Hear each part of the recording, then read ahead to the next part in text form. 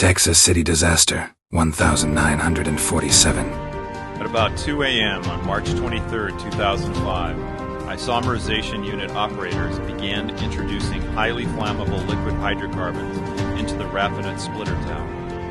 In normal operations, only about 6.5 feet of liquid should be present in the bottom of the tower. Near the base of the tower, there was a level indicator that measured how much liquid was inside and transmitted this information to the control room. However, this indicator was not designed to measure any liquid above the 10-foot mark, and above that point, operators would have no idea how high or how dangerous the level was. A high-level alarm activated and sounded in the control room and the tower was lit, but a second redundant alarm failed to activate.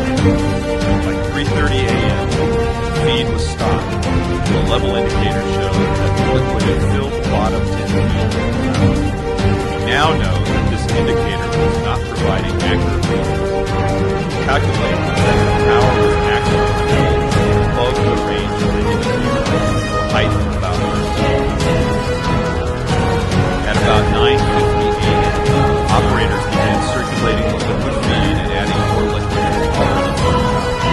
Even though the liquid was going into the tower, there was no flow out as specified in the startup procedure.